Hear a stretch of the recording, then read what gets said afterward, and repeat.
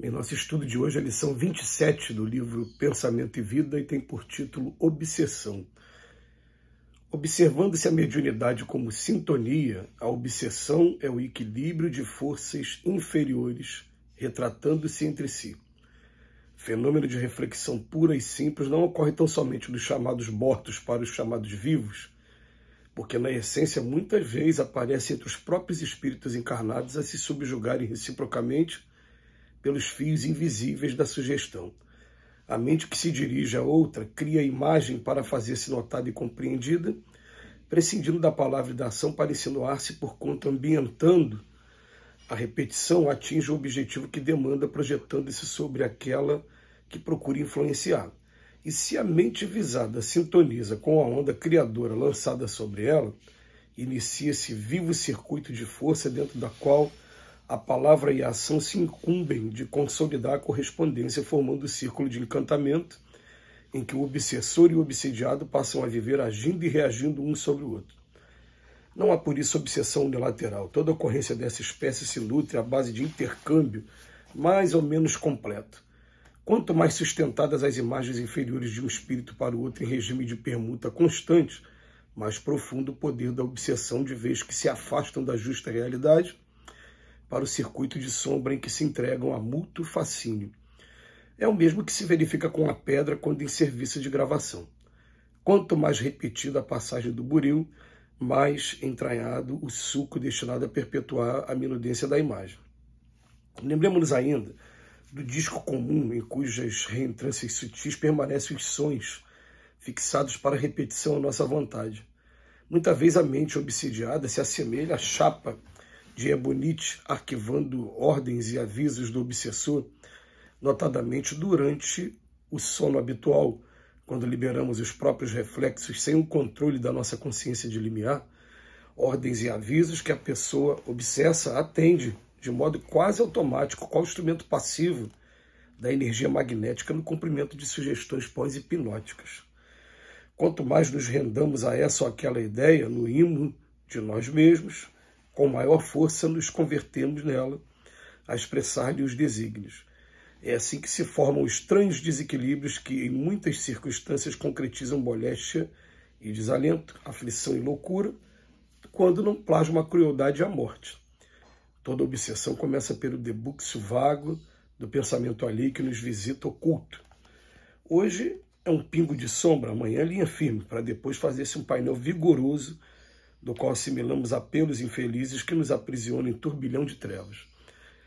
Urge, pois, que saibamos fugir desassombrados aos enganos da inércia, porque o espelho ocioso de nossa vida, em sombra, pode ser longamente viciado e detido pelas forças do mal que, nos vampirizando, estendem sobre nós outros as teias infernais da miséria e do crime. Dar novo pasto à mente pelo estudo que é leve, consagrar-se em paz ao serviço incessante é a fórmula ideal para libertar-se de todas as algemas, pois que, na aquisição de bênçãos para o espírito e no auxílio espontâneo à vida que nos cerca, refletiremos sempre a esfera superior, avançando por fim da cegueira mental para a divina luz da divina visão. É muito interessante essas abordagens em torno do tema obsessão, principalmente quando a gente tem várias fontes, porque a gente vai observar o seguinte: obsediar. Vamos pensar aqui numa coisa.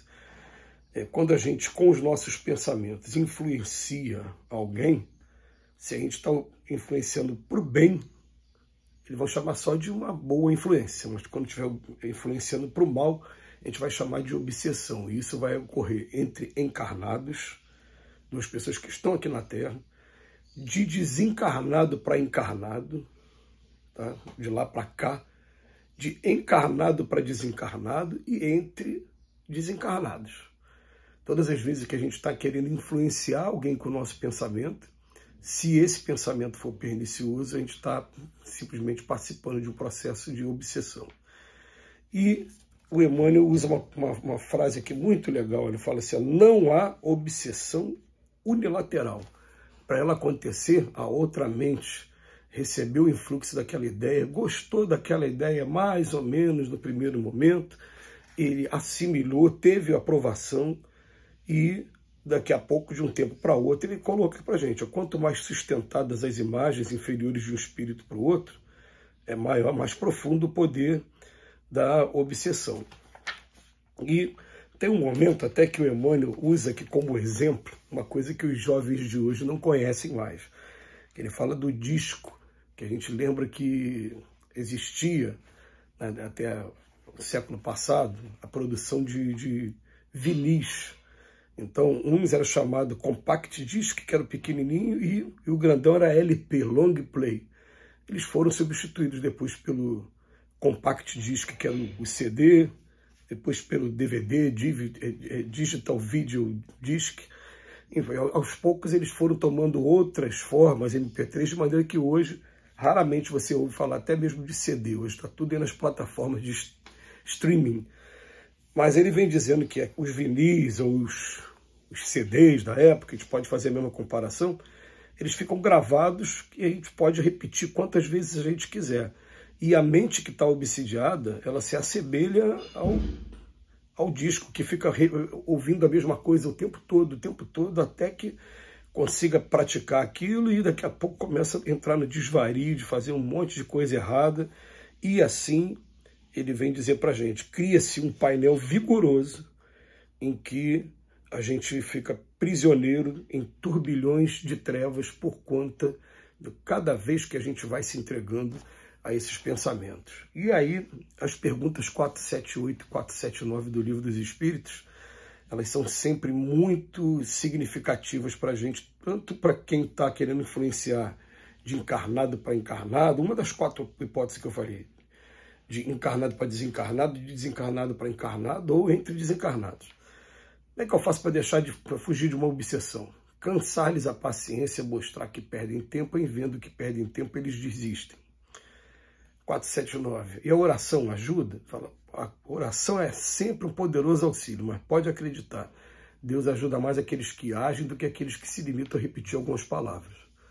Então, essas 2 perguntas são perguntas principais para a gente poder estudar a obsessão, e um dia a gente vai entender que dentro do estudo da obsessão está o amor e a inteligência do Pai, que ele coloca uns aos outros, nós mesmos, uns aos outros, para nos educarmos através das consequências das atitudes que a gente pratica. Porque a gente percebe, aquilo que a gente não tem mais sintonia alguma, afinidade nenhuma, não vai ser nunca objeto de obsessão.